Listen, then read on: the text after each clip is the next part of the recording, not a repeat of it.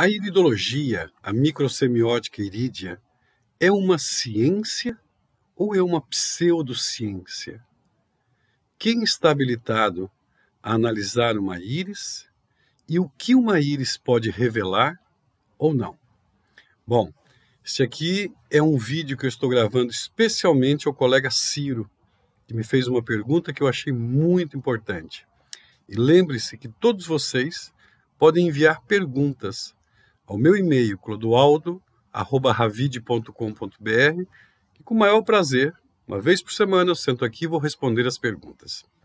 Eu sei que a maior parte das pessoas está preocupadas quando observa o tamanho de um áudio, de um vídeo, mas como falar em poucos segundos de um fato, de algo tão importante, cientificamente comprovado? Hoje em dia nós temos muitas informação, porém pouca formação e aprofundamento. Eu vou colocar dois casos aqui para vocês. O primeiro caso, aonde a gente observa uma íris, o antes e o depois, e uma comparação computadorizada. O computador não sabe se uma pessoa é negra, branca, vermelha, amarela, pobre, rica. Tudo depende do que você informa. E ele vai analisar independente do seu desejo ou da sua vontade emocional. Então vamos iniciar? Primeiro fator. Quando eu observo um par de íris, eu preciso observar e saber qual que é a íris dominante. Porque sabendo qual é a íris dominante, eu vou saber qual que é o relacionamento da pessoa com o masculino ou com o feminino e qual seu hemisfério cerebral é o dominante e como a pessoa reage à vida com esse seu hemisfério cerebral. Então eu venho aqui nesse ponto, Ciro, e solicito qual que é a íris dominante. Ela me indica que é a íris esquerda. Isso é uma sequência minha de atendimento, tá ok? Eu vou lá e visualizo ela na tela cheia. Quando eu vou visualizar ela na tela cheia, eu normalmente observo contrastes, observar onde é que tem uma modificação maior de cores, e assim sucessivamente. Mas um sinal irídeo só tem validade de acordo com a profundidade que esse sinal tenha e a coloração desse sinal. Dentro dos graus da íris, nós podemos ir a 3 níveis: ao nível físico, a parte psíquica e a energia espiritual de uma pessoa. Então é muito importante eu saber uma constituição, aonde essa constituição tem o maior número de sinais, a sua pupila, que é ligada diretamente ao sistema nervoso central, se está no centro de uma íris ou se está afastada do centro, sem miose, sem midríase, qual sua orla pupilar interna, porque através da orla pupilar interna nós vamos observar principalmente a genética de uma pessoa. Seguindo essa constante, nós observamos o sistema neurovegetativo de uma pessoa. Observa que enquanto eu estou conversando com vocês e explicando a parte científica ou pseudocientífica de uma íris, já foi solicitado e foi feito o primeiro exame. Aqui eu venho numa parte de uma lupa e vou observar os sinais com maior profundidade. Será que tem validade física? Será que esse sinal é psíquico? Será que esse sinal é emocional? Então é muito importante eu observar, e como você está observando a lupa na parte superior, tá? Aonde eu tenho o maior número de sinais e a orla pupilar interna, ok? Depois que eu faço isso, a segunda sequência é observar principalmente a avaliação e o grau de vitalidade de uma pessoa. Dependendo de como é tirada uma fotografia pelo equipamento, pode ficar mais verticalizado ou horizontalizado. Neste caso, não é possível avaliar uma íris nessa verticalização que a imagem foi passada. Então eu venho aqui, faço um achatamento, observe que eu estou clicando, tá? Até encontrar o ponto de como uma íris é realmente. Depois eu venho, dou um zoom para pegar os melhores detalhes. Venho nesses 3 círculos, posiciono o círculo central sobre a pupila, lembrando sempre que esse círculo deve cobrir a orla pupilar interna. certo? Não posso deixar sobrando sinais aqui embaixo, então faço um leve aumento e cubro toda a orla pupilar interna. Segundo círculo, eu vou observar a banda do sistema nervoso autônomo, onde está a sua localização, e o terceiro círculo, orla irídea externa. Solicito para que faça-se uma avaliação dessa pessoa, de acordo com os graus e os sistemas, como você está observando na parte superior, eliminativo, respiratório, glandular, reprodutor, digestivo, nervoso cerebral, circulatório, linfático. Dou um ok, certo? Venho, como eu sou especialista em psiconeuroendocrinologia, clico nesse ponto e vou saber como a pessoa está na área do sistema nervoso cerebral. No meu caso, na minha especialização, eu sempre vou observar essa parte. Cada colega que tem uma especialização ou se dedica a uma outra área, pode ser sistema digestivo, reprodutor, glandular.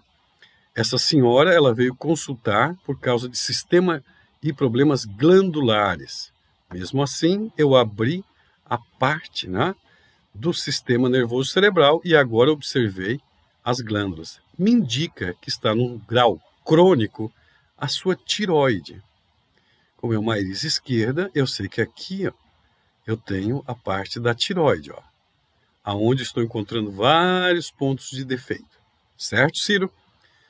Mas como hoje é uma resposta, eu vou novamente no retorno dessa pessoa, vou na íris esquerda que deu como dominante, solicito a avaliação sistêmica da íris na contemporaneidade, no hoje, no seu retorno, ok? Venho novamente, vou diminuir um zoom porque a tela está muito grande. Você já consegue observar que tem alguma diferença de sinais. Coloco o círculo, venho aqui, preencho novamente a pupila, lembrando sempre de cobrir a orla pupilar interna, depois a banda do sistema nervoso e, por último, a orla irídea externa. Solicito uma nova avaliação, porque nesse período a pessoa fez a consulta, é para ter feito o seu tratamento, e nós vamos observar se a pessoa fez o tratamento, se ela melhorou, se ela ficou igual ou se ela piorou. É preciso muita coragem para fazer isso. Depois eu tenho uma ferramenta aqui em cima, que é comparação de consultas. Como eu trabalhei com a íris esquerda, eu venho aqui. Íris esquerda, a primeira consulta é do número 17, a segunda consulta ali está do número 18, e peço para que seja feita a avaliação. Recordem, eu trabalho com a parte do sistema nervoso cerebral. Vamos aqui novamente, sistema nervoso cerebral, ó. A animação da vida, que está relacionado com o hipotálamo. Ela estava no estado de atenção, então ela passou para um estado de controle e tem uma melhora. Porém, a mente inerente ainda continua trabalhando muito e foi um período dela de autoconhecimento. Porém, a parte cardíaca e sistema circulatório apresentam uma melhora. Mas vamos observar a parte da tireoide. Lembra que nós observamos na íris anterior, ó, aqui, ó, sistema glandular, que foi pelo motivo que ela veio consultar também? Nunca procure melhorar tudo de uma pessoa. Claro que a gente tem que melhorar tudo. Mas se eu for fazer tudo, é mais fácil que a pessoa não dê mais certo, tá? Porque é preciso um pouco de atenção para o que a pessoa veio buscar. Ó, glandular. Ó, aqui, ó, vamos puxar, ó, aqui em cima, ó, comparar o antes e o depois. Ó. Glandular, ó, pineal, pituitária, tá? Tá igual, ó. E olha a tireoide dessa senhora, como melhorou de um grau crônico para um grau de controle. Então a minha pergunta sempre é a seguinte: microsemiótica irídea, terapia flor de íris, é ciência ou pseudociência? Tudo aquilo que você pode codificar, ensinar, transmitir e testar para observar se houve realmente memórias de melhora através de um equipamento. Isso é uma ciência. Eu me orgulho muito desse trabalho porque foram muitos anos e muitos fios de cabelos perdidos. Por que eu falo isso? Porque colocar isso, e não fui eu que coloquei na parte da informática, eu fui passando as informações, foram sendo feitos testes, retestes nos últimos 20 anos, para chegar num ponto e dizer, há uma melhora, não há uma melhora. Terapia flor de íris, que é o que eu utilizo, tem mostrado melhoras para determinadas situações. Então eu tenho observado muito em quem algumas pessoas que fazem iridologia, ou que dizem que analisam os olhos e não mostram o antes e o depois. É preciso um trabalho de seriedade para que isso ocorra. E tem muitas pessoas que, quando eu apresento um trabalho desse, existe uma série de críticas que falam, não, você não quer trabalhar com a iridologia, você está afastando as pessoas.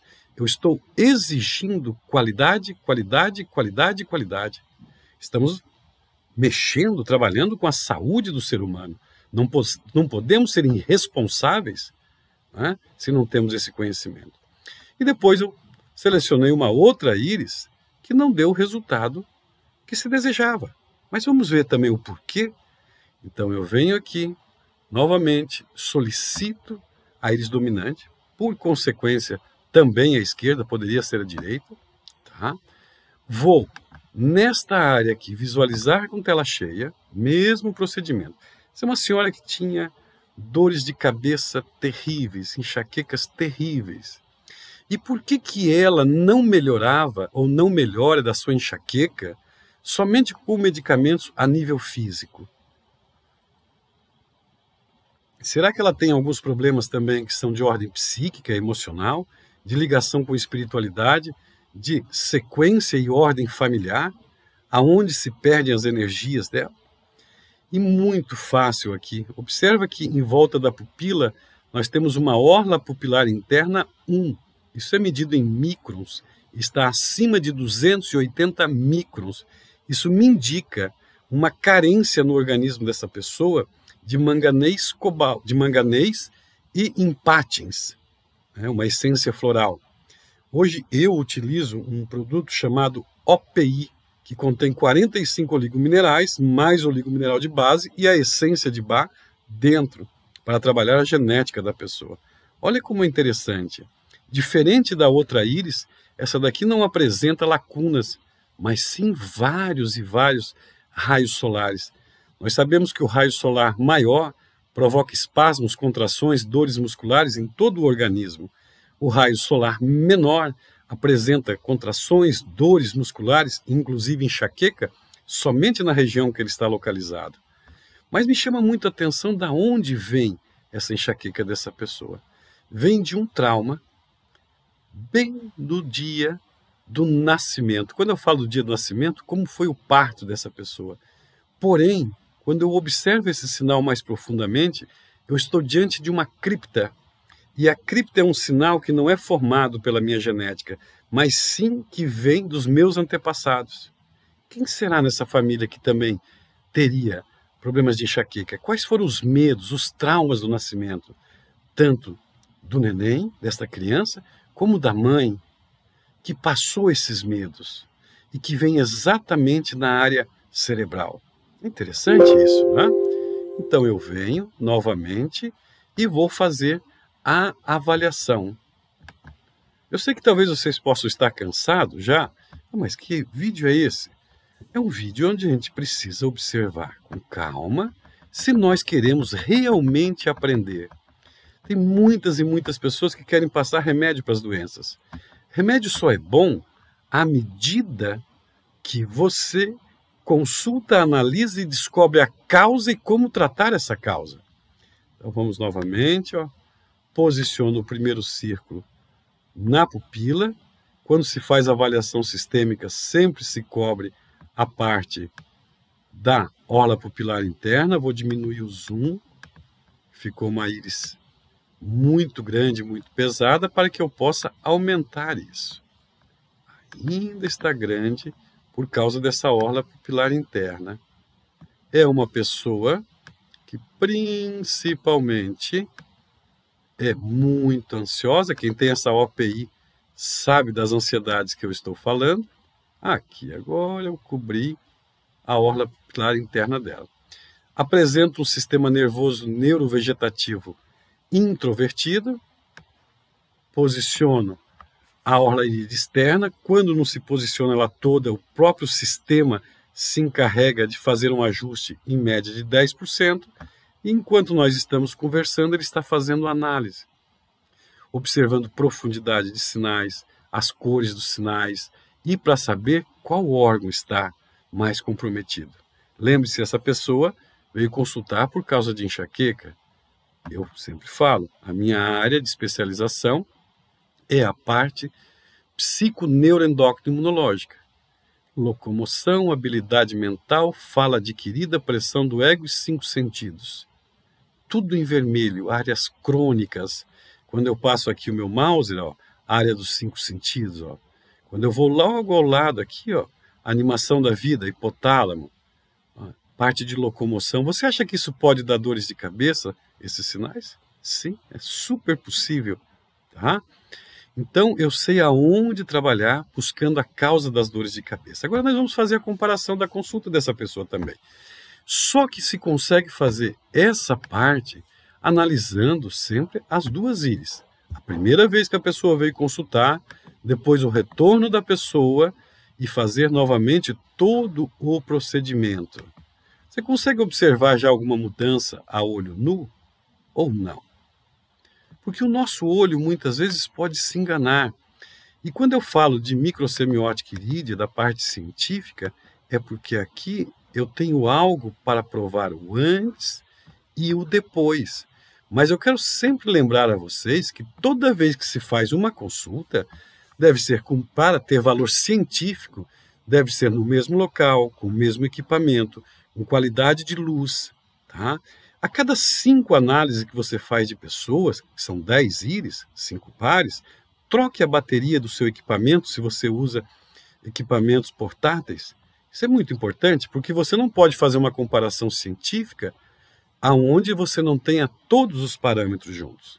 Então agora nós vamos observar se a pessoa melhorou, se a pessoa piorou, se a pessoa ficou igual. Comparação de consulta, íris esquerda.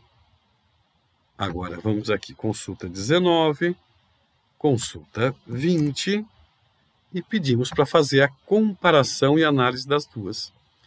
Vamos observar lá em cima na parte da mente, né? Ó, animação, sistema nervoso.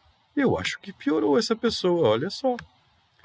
Quando ela veio para a primeira consulta, a animação da vida dela ainda tinha um pouco de coisas melhores. Pineal, pituitária, e depois ela piorou. O que foi que aconteceu? Muitas vezes o terapeuta fala assim, não, mas não é impossível, a pessoa tem que melhorar sempre. Não. O que aconteceu durante esse mês? Será que a pessoa fez a medicação? Será que ela passou por uma perca? Será que ela entrou num luto? O que aconteceu? Isso é um diálogo que nós vamos ter com a pessoa. Ó, outras coisas podem ter melhorado. Ó, parte cardíaca estava em amarelo, foi para o azul, sistema circulatório se mantém, o baço melhorou, o pescoço piorou, é aonde nós temos a tensão que leva oxigênio para o cérebro. Então eu tive um diálogo com essa paciente, se ela fez o tratamento, ela não conseguiu fazer, ela teve uma perda muito grande durante esse mês, houve várias reavaliações, e daí nós vamos mudar a estratégia do tratamento. Por que se eu fizer só fisicamente um tratamento para essa pessoa, ela não melhora? Vou mostrar para você um fator aqui junto. Ó. Visualizar em tela cheia. Recorde que esse sinal aqui eu tenho uma cripta e que eu tinha um trauma de nascimento, entre outros traumas, e eu tenho uma baixa resiliência. Não foi tratado o trauma. Porque uma patologia, ela pode ser somente fenótipica, epigenética, genética ou pode ser as 3. E quando eu trato só o sintoma, a dor que a pessoa sente ao fazer a consulta, ela pode não melhorar. Depois nós começamos a tratar esse trauma, aumentar a resiliência, que apresenta um ângulo de Fuchs muito baixo, para que ela perdesse os medos dela e houve então melhoras. E como é que a gente observa uma melhora da pessoa? Justamente fazendo a análise profunda. Bom, eu espero, Ciro, que eu possa ter te respondido a tua pergunta, espero que eu possa ter explicado como faz uma análise com o IrisMake, o antes e o depois. Acredito que isso vai te ajudar bastante. Se quiser partilhar o vídeo com demais colegas que realmente têm interesse em se aprofundar, tá? Uma consulta de íris é matemática, é geometria, é conhecer o paciente e, mais importante, conhecer o doente da doença. A todos aqueles que assistiram, eu espero que tenham bom proveito.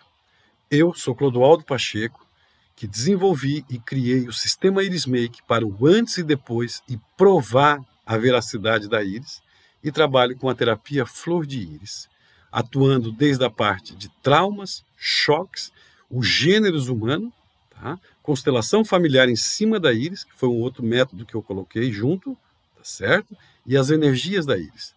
Tudo tem solução. Talvez eu ainda não soubesse, mas hoje você já aprendeu que tudo tem solução. Bons estudos, bom trabalho, tudo de bom para vocês. Tchau, pessoal. Até a próxima pergunta.